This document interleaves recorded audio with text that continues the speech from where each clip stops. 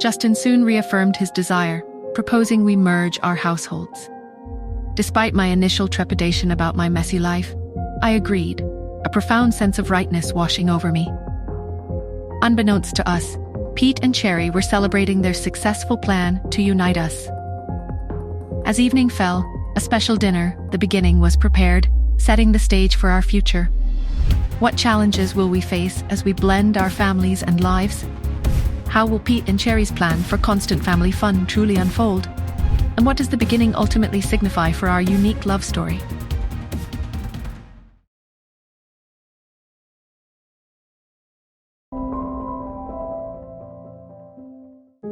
For the first time in years, waking up felt not like a duty, but a quiet joy.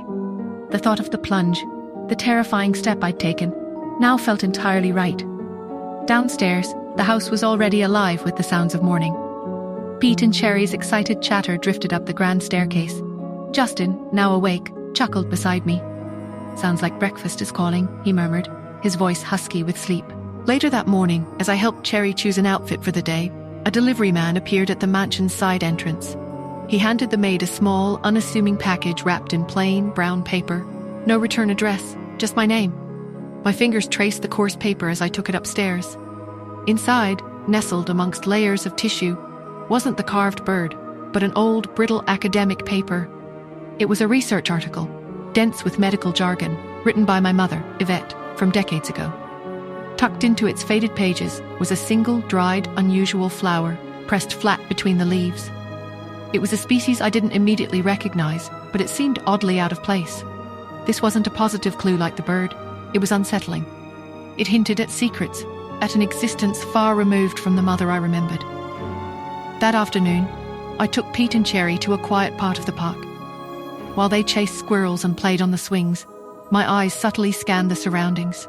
A dark sedan parked for a little too long near the main path, its windows tinted.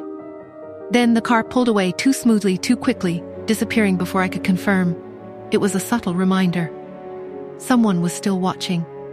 Meanwhile, in her new temporary office, Tina York seethed. The fluorescent light hummed, casting a harsh glow on her face, twisted with venomous bitterness. She ended a call with Shadow, her spy. "She's still clean?" Tina hissed, her voice barely a whisper laced with contempt. "No vulnerabilities? No slip-ups? And Lisa Black is a model student? This is unacceptable." Shadow's reply had been flat. "She's cautious, and Lisa's academic record is currently unassailable." Tina slammed her fist on the desk. "Then you'll have to create a weakness. I need something concrete, something that will ruin her. I want you to plant evidence of plagiarism in Lisa's research proposal. Make it look like a clear, undeniable case of academic dishonesty. Do it discreetly, but make sure it's found before her next review." Joel sat across from Ian in the hospital room. "Uncle Ian," Joel said, his voice low, "I found something about the Guardians. An old society, very secretive. They were tied to the Marston family through various projects. It seems Yvette Anderson, her true name was Marston, was a key figure." Ian's eyes narrowed, a tremor running through his frail body. "The Guardians," he whispered, his voice raspy. "Yes. They were powerful. They had a purpose, to protect something. A secret." His gaze drifted, haunted by memories. "Yvette. She tried to break free. She made a sacrifice, to protect what she believed in, to protect someone." Joel watched him, the pieces clicking into place. "And this work they mentioned? What was it?" Ian closed his eyes, a single tear tracing a path down his cheek. "It was a path to immortality, Joel, a way to control life itself. Yvette thought it was too dangerous. They want it back. And they believe Nora. Nora is the key." Yvette hid the final piece within her. Later that evening, I walked to my own room, the anonymous package, the old paper, and the dried flower on my desk. The conversation with Joel, the new details about the Guardians, the terrifying truth of my mother's past. It all swirled in my mind. Yvette hid the final piece within her. Me. I ran my hand over the antique desk, a sense of cold dread washing over me. As my fingers brushed against the underside of the ornate wooden trim, they caught on something small, thin, and smooth. I pulled it free. It was a delicate, almost invisible, paper-thin chip.